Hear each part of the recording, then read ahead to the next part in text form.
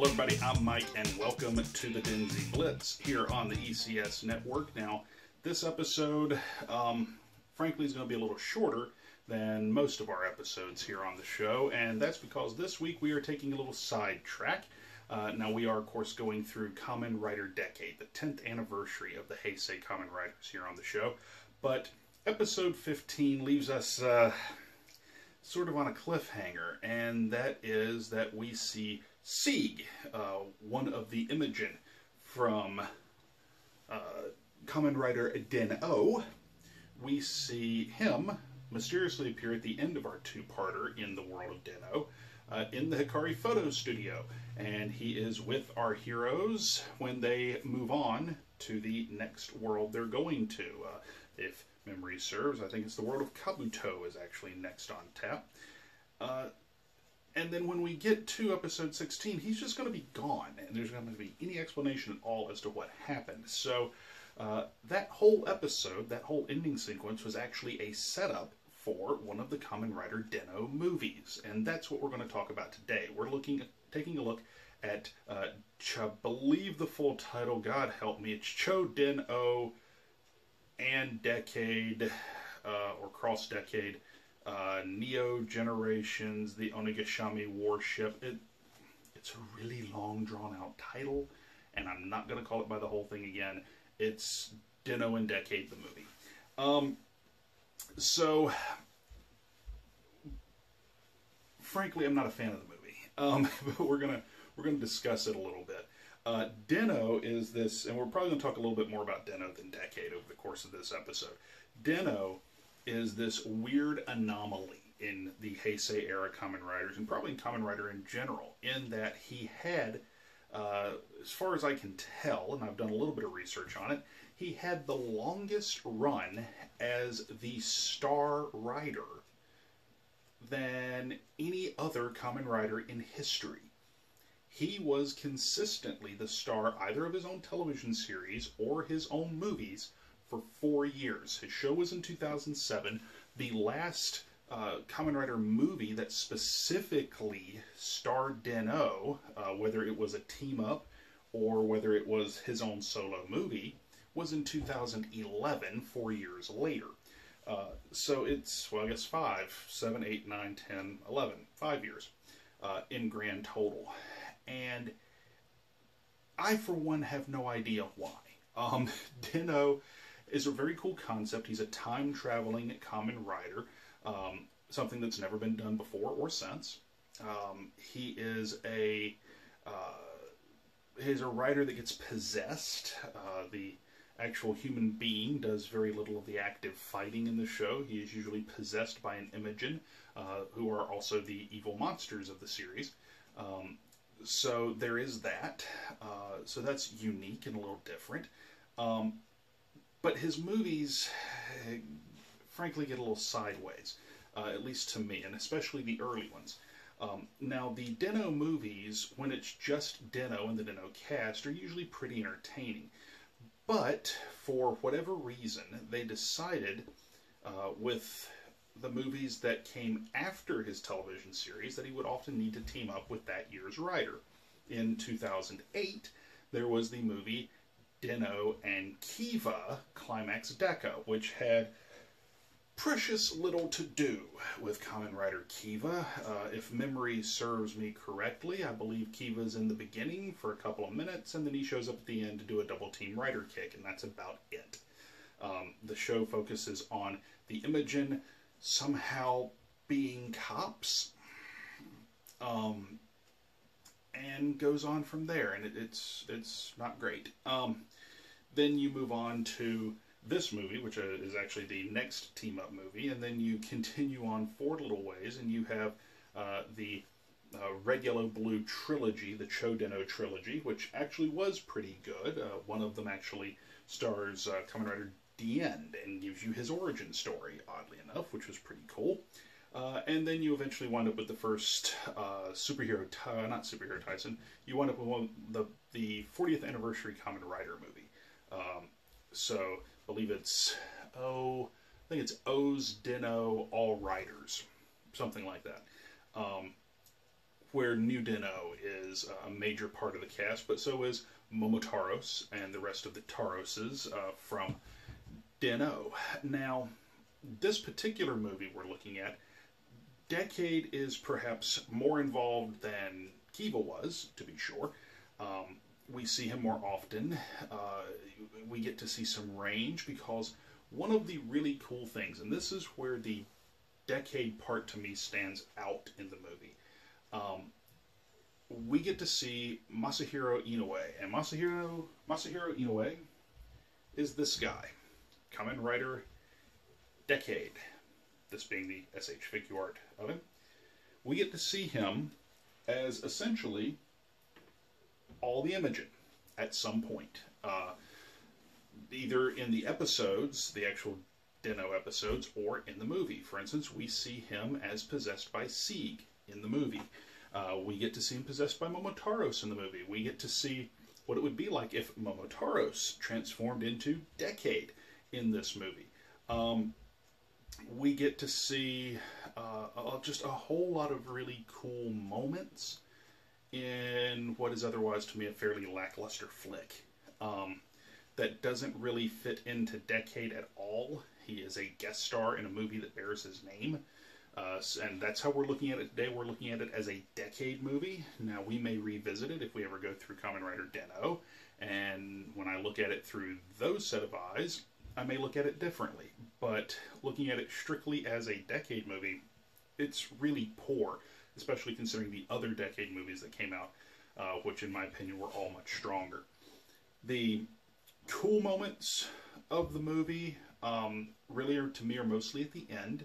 I do like that Deneb, who is Zeronos, who's around here somewhere.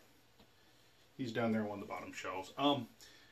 Zeronos, the secondary writer from the television series, Deneb is Zeronos' Imogen, and Zeronos is no longer around by the time this movie happens. So Deneb is an Imogen without a master, and we get to see a story with him.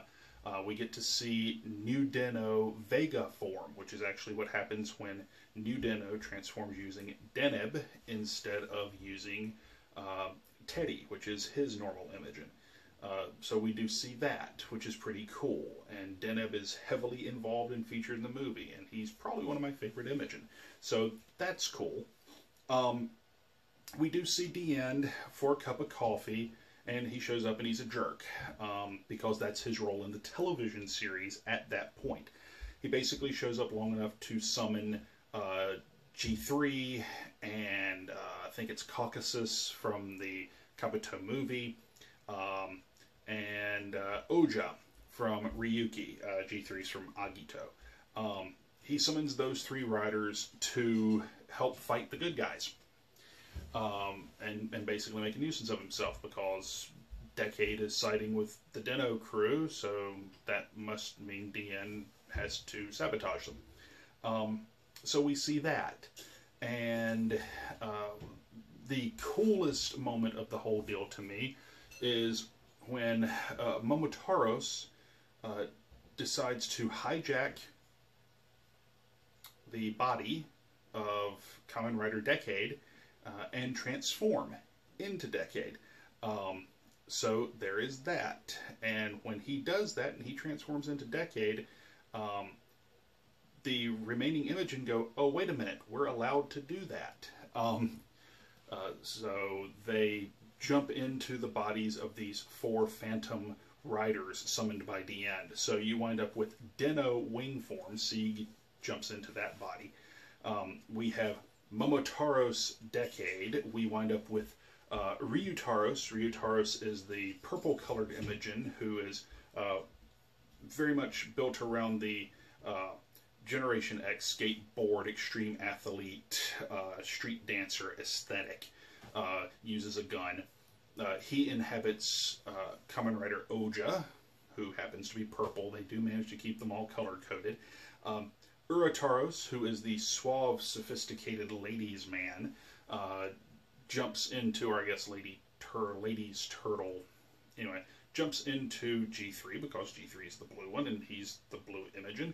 And Urataros, who is the old school Japanese sumo warrior type, the architect of the archetype rather, of the strongman, jumps into Caucasus, who is likewise a yellow, or actually in this case gold, colored rider. So we see that, and it's a way to have all 5 Imogen involved in the same fight in different bodies. Now, completely forget the fact that we have actually seen the Imogen all transform together, in each one of them individually, into Den-O. We've seen this happen at different points. I don't believe it had happened prior to this movie, so maybe that's why they do it that way. Again, it's been a long time since I watched the Den-O stuff, so I don't really remember off the top of my head.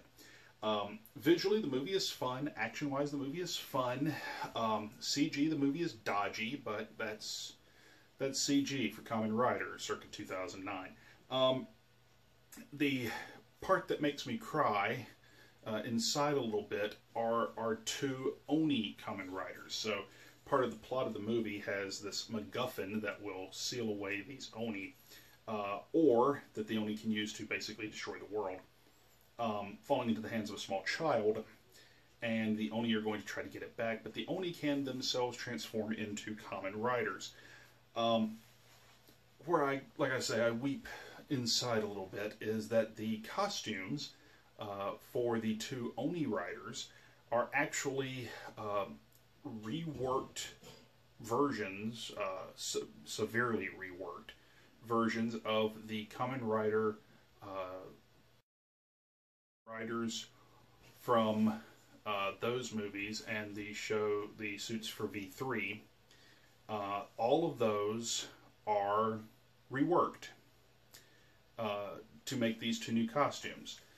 So that was sort of the final nail in the coffin, that we would never see another movie in the first or the next universe. The first, which was actually, in my opinion, a decent movie. The next, which was terrible, and probably the reason we never got another one. But it meant we were never going to see those suits or those aesthetics again. And it's kind of obvious that the helmets were the base for the Oni helmets, that they simply recolored and added to.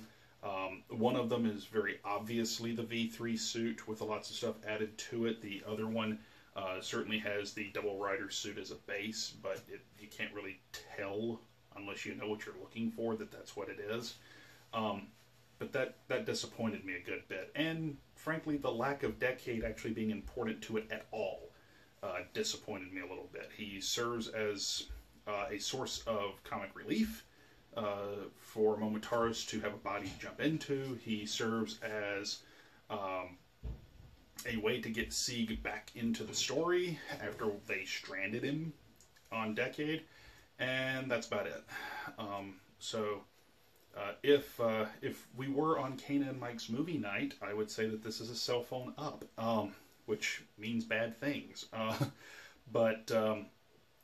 Yeah, it just frankly is not a great movie, and it's certainly not essential to watch this movie to get the rest of Decade. If you just kind of accept the fact when you get to episode 16 of Decade that Sieg got home in the movie, and don't worry about him after that, then you'll be fine. I almost would have found it funnier if they had just left Sieg as part of the Hikari Photo Studio cast for a little while and then did something. That probably, to me, even would have been more amusing, because we do get refugees from various series. I mean, we have a newly created, with Kivara, a newly created Bat in the Kiva world. We have alternate reality Kuga, Yusuke, not useless. I actually like Kuga in Decade. I'm in the minority, and I accept that. But this movie, you can pretty much toss on its ear and not really worry about it. So, with all of that said, next week we will move on to part 3 of our Kamen Rider Decade viewing schedule. Excuse me, not part 3, part 4 of our Kamen Rider Decade viewing schedule. We'll move on to that, picking up with episode 16. It'll be 16 through 20 next week on this 6-part view of Kamen Rider Decade. Of course, coming up after that, we're going to be looking at Tokusou Sentai Deca Ranger. We're going to be actually re-airing the original 5 episodes of DenziBlitz that were on our Facebook page, and then we'll pick back up and finish the show. So I'm looking forward to that too. And folks, I'm very much looking forward to getting back to Decade. I very much encourage you out there, folks, to check us out on Facebook. It's facebook.com/DenziCaster. Of course, please share, like, and subscribe. The likes help, the subscriptions help. We greatly appreciate all of those. Your comments, please leave them down below. Let us know what you think. Good, bad, or indifferent, whether you agree with us or disagree with us. Please let us know, because we love any and all feedback we get. So definitely pass that along to us. And, of course, check us out on social media elsewhere other than just Facebook. We're on Twitter at ECS Podcasts. We are on Instagram, and that is at ECS Network. So check us out in those 2 places as well. And pretty please, with sugar on top, if you get a chance and you feel so inclined, check out our Cafe Press store. It's cafepress.com/ECS Network. You can find cool things like this Rage Quit Radio hat that I'm wearing, or the RQR t-shirts. You can find stuff for A-Star Anime. You can find stuff for Kamen Mike's Movie Night. All the great shows here on the ECS Network. We've got some really cool merch over there, and everything we make from that goes to this channel. None of it lines anyone's pockets. We need video equipment. We need audio equipment. We want to improve the channel, but frankly, everyone that's on this channel, we're all working stiffs. We all got bills to pay. So none of us has actually independently got enough money to support the channel. So that's why we shoot on a cell phone. Nice quality video for a cell phone, though, if I do say so myself. So, folks, please jump over there and check that out, too, if you're so inclined. We got really cool DenziCaster t-shirts up over there. You can get the, there's a kanji t-shirt that you occasionally are seeing me wear on the channel. Not this week, but that's because it's in the dryer. But there's also the Do You Even Show Bro, or the hashtag Sincere Shell and Fist, or the F Your Bridge shirt inspired by everyone's favorite King of the Monsters. So go check it out, folks, and if you see something there you like, grab it if you fancy. We would greatly appreciate it. So, folks, until next time, next week, we get back to your regularly scheduled journey through the decade. Until then, I'm just a passing through podcast host, and I will see you next week on the DenziBlitz.